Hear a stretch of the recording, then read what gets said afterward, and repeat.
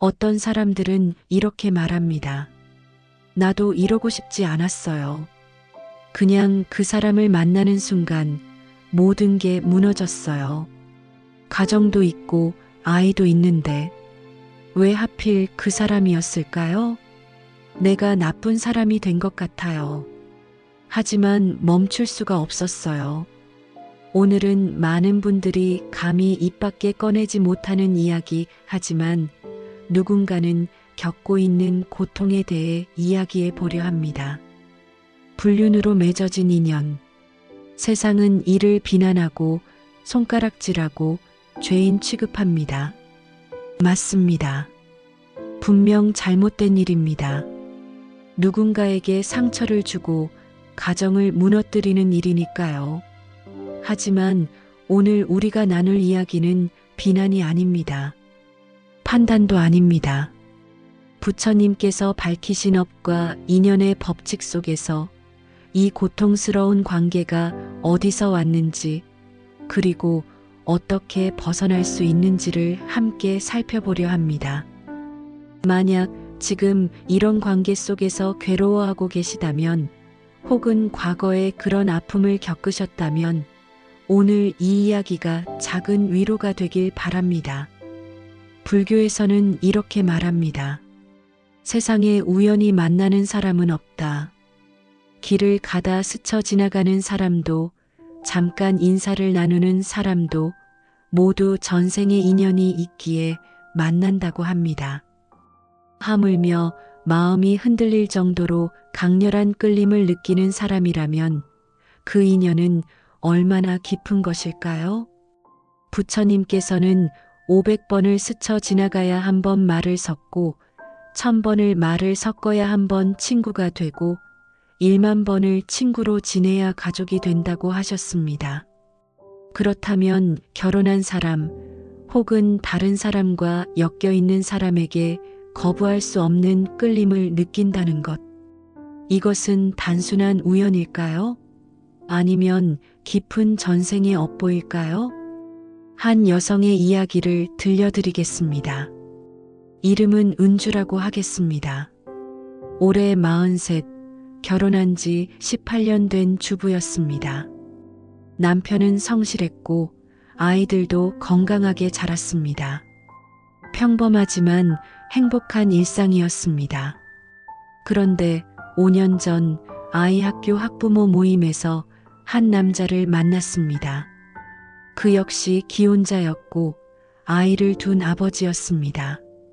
처음엔 그저 인사만 나누는 사이였습니다. 하지만 몇 번 마주치고 몇 마디 이야기를 나누면서 은주는 이상한 감정을 느꼈습니다. 이 사람을 어디선가 본 것 같은데 왜 이렇게 편안하지? 마치 오래전부터 알던 사람 같아. 그리고 그 남자도 똑같은 말을 했습니다. 당신을 처음 본 순간 마치 고향에 돌아온 것 같았어요. 두 사람은 자주 만나기 시작했습니다. 처음엔 커피 한 잔, 그 다음엔 산책, 그리고 점점 더 깊은 관계로 빠져들었습니다. 은주는 괴로웠습니다. 나는 나쁜 사람이 아닌데 왜 이러는 거지? 남편을 사랑하지 않는 것도 아니었습니다. 아이들도 소중했습니다. 하지만 그 남자 없이는 숨을 쉴 수 없을 것 같았습니다. 전생에 우리 뭐였을까요? 어느 날 그 남자가 물었습니다. 이렇게 강하게 끌린다는 건 분명 이유가 있을 거예요. 은주는 절에 찾아갔습니다. 스님께 모든 것을 털어놓았습니다. 스님, 저는 나쁜 사람인가요? 왜 이런 일이 제게 일어난 건가요? 스님은 조용히 말씀하셨습니다. 보살님, 세상 사람들은 불륜을 죄악이라고 합니다. 맞는 말입니다. 하지만 부처님께서는 그보다 더 깊은 것을 보셨습니다. 불륜으로 맺어진 인연에는 크게 세 가지 전생의 빚이 있습니다. 은주는 귀를 기울였습니다. 스님께서 첫 번째 이야기를 시작하셨습니다.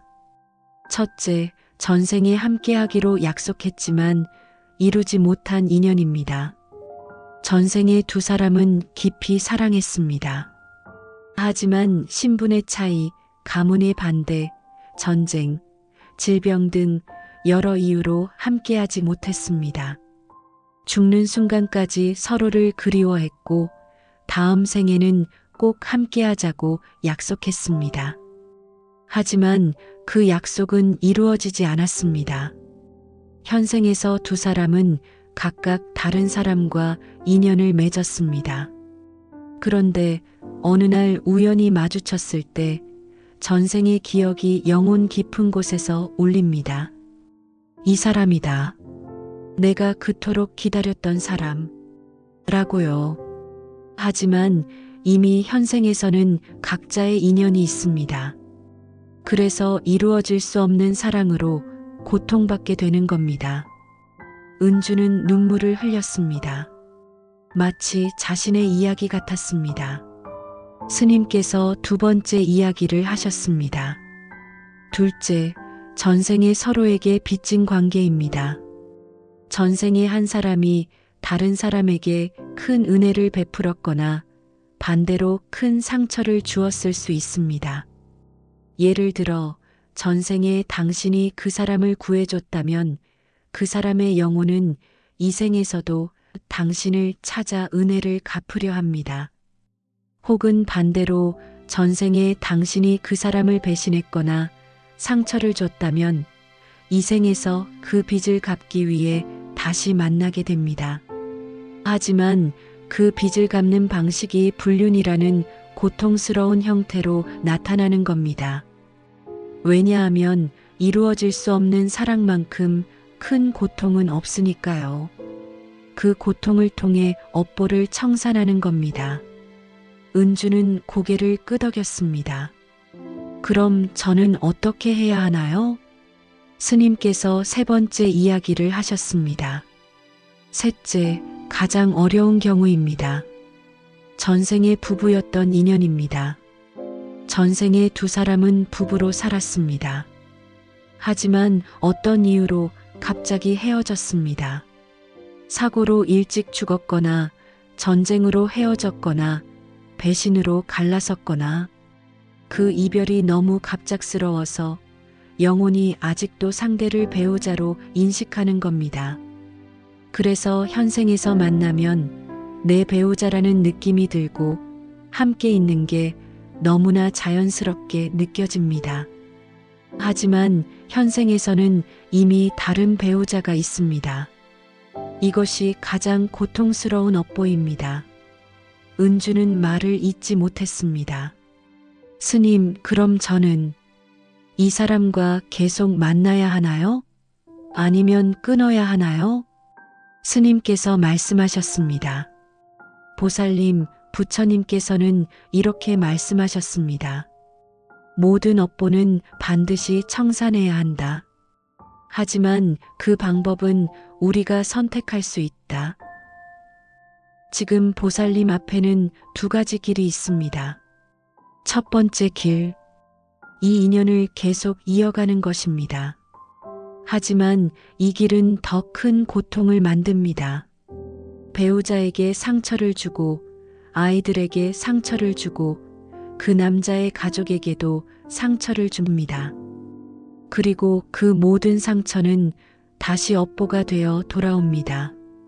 다음 생에 혹은 이 생에 말년에 결국 함께할 수도 없고 행복할 수도 없습니다. 죄책감과 고통 속에서 관계가 무너지고 맙니다.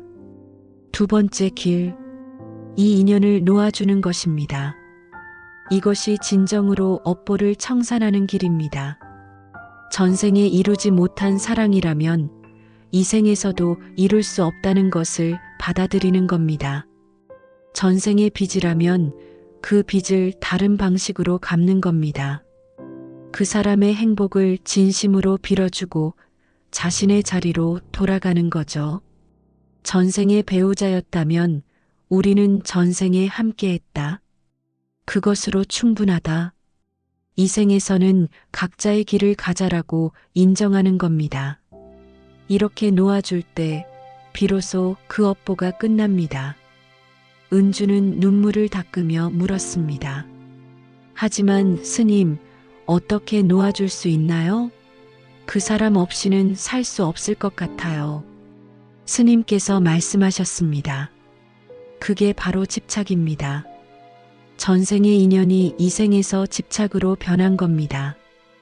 부처님께서는 집착은 고통의 뿌리라고 하셨습니다. 보살님이 지금 느끼는 그 강렬한 감정, 그것은 사랑이 아니라 집착입니다. 진정한 사랑은 상대의 행복을 바라는 것입니다. 하지만 집착은 상대를 소유하려는 것이죠. 지금 보살님은 그 남자를 사랑하는 게 아니라 그와 함께 있을 때 느끼는 감정에 집착하고 있는 겁니다. 전생의 기억에, 그 편안함에, 그 익숙함에 집착하고 있는 거예요. 하지만 그 집착이 보살님을 자유롭게 하나요? 행복하게 하나요? 은주는 고개를 저었습니다. 아니요. 저는 매일 괴로워요. 죄책감에 시달리고 들킬까봐 두렵고 남편과 아이들을 볼 때마다 가슴이 찢어져요. 그렇습니다. 그것이 바로 집착이 주는 고통입니다. 이제 선택하셔야 합니다. 이 고통을 계속 안고 살 것인가, 아니면 놓아줄 것인가. 그날 이후 은주는 깊은 고민에 빠졌습니다. 스님의 말씀이 맞다는 걸 머리로는 알았습니다. 하지만 가슴이 따라주지 않았습니다. 그렇게 몇 달이 흘렀습니다. 어느 날 은주는 딸아이가 일기장에 쓴 글을 우연히 보게 되었습니다. 요즘 엄마가 이상해. 전에는 우리랑 많이 놀아줬는데 요즘은 자꾸 핸드폰만 봐. 엄마가 날 사랑하지 않는 것 같아 무서워. 은주는 그 글을 보고 무너졌습니다. 내가 뭘 하고 있는 거지? 내 아이가 이렇게 외로워하는데. 그날 밤 은주는 그 남자에게 마지막 메시지를 보냈습니다. 우리 이제 그만 만나요. 당신도 나도 각자의 자리로 돌아가야 해요. 전생에 우리가 함께했다면 그것으로 충분해요. 이 생에서는 각자의 가족을 사랑하며 살아요. 그게 우리가 업보를 청산하는 길이에요. 그 남자는 한참 후에 답장을 보냈습니다. 당신 말이 맞아요. 나도 알고 있었어요. 당신을 진정으로 사랑한다면 놓아줘야 한다는 걸. 고마웠어요. 그리고 미안해요. 행복하세요. 그렇게 두 사람은 헤어졌습니다. 처음 몇 달은 너무나 고통스러웠습니다. 은주는 매일 울었고 그 남자 생각에 잠을 이루지 못했습니다. 하지만 시간이 지나면서 조금씩 마음이 가라앉았습니다. 남편과 아이들에게 더 집중하기 시작했습니다. 남편의 좋은 점들이 다시 보이기 시작했고 아이들의 웃음소리가 가슴을 따뜻하게 했습니다. 1년이 지난 어느 날 은주는 길에서 그 남자를 우연히 마주쳤습니다. 예전 같았으면 가슴이 미친 듯이 뛰었을 텐데 이제는 조용했습니다. 두 사람은 잠시 눈을 마주치고 조용히 고개를 끄덕인 후 각자의 길을 갔습니다. 은주는 생각했습니다. 이제 정말 끝났구나. 우리는 전생의 빚을 청산했어. 그날 밤 은주는 다시 저를 찾았습니다. 스님, 저 이제 자유로워진 것 같아요. 스님께서 미소 지으셨습니다. 그렇습니다. 보살님은 이제 진정으로 그 업보에서 벗어난 겁니다. 앞으로 다음 생에서는 이런 고통스러운 인연을 만나지 않을 겁니다. 왜냐하면 보살님이 이번 생에서 그 빚을 갚았으니까요. 많은 분들이 궁금해 하실 겁니다. 그럼 불륜은 나쁜 게 아니라는 건가요? 아닙니다. 불륜은 분명 잘못된 행위입니다. 누군가에게 상처를 주고 가정을 무너뜨리고 새로운 업보를 만듭니다. 하지만 부처님께서 우리에게 가르치시는 건 비난이 아니라 이해입니다. 왜 이런 일이 일어났는지 이해하고 어떻게 벗어날 수 있는지 깨달아 더 이상 그 고통 속에 머물지 않는 것. 그것이 부처님의 자비입니다. 만약 지금 여러분이 이런 관계 속에 있다면 스스로에게 물어보세요. 이 관계가 나를 자유롭게 하는가 아니면 더 묶어두는가? 이 관계가 나를 행복하게 하는가 아니면 더 괴롭게 하는가? 이 관계가 주변 사람들을 행복하게 하는가 아니면 상처를 주는가? 만약 답이 부정적이라면 이제 놓아줄 때입니다. 놓아준다는 것은 그 사람을 미워하는 게 아닙니다. 오히려 진정으로 사랑하는 겁니다. 당신도 행복하고 나도 행복하길. 우리는 전생에 함께했고 그것으로 충분해. 이 생에서는 각자의 길을 가자. 이렇게 놓아줄 때 비로소 그 무거운 업보에서 벗어날 수 있습니다. 부처님께서는 이렇게 말씀하셨습니다. 집착하면 고통받고 놓아주면 자유로워진다. 모든 인연에는 이유가 있습니다. 좋은 인연도 나쁜 인연도 고통스러운 인연도 모두 우리에게 무언가를 가르쳐 주기 위해 옵니다. 불륜으로 맺어진 인연은 가장 고통스러운 가르침입니다. 하지만 그 고통 속에서 우리는 집착을 배우고 놓아줌을 배우고 진정한 사랑을 배웁니다. 만약 이미 그 관계를 끝냈다면 자신을 용서하세요. 과거의 잘못에 계속 얽매여 있으면 그것 또한 집착입니다. 나는 잘못했어. 하지만 이제 배웠어. 이제는 다르게 살 거야. 이렇게 인정하고 앞으로 나아가는 것. 그것이 진정한 회개입니다. 만약 지금 그 관계의 피해자라면, 배우자나 가족이라면 분노와 원망에 사로잡히지 마세요. 그들도 업보의 희생자입니다.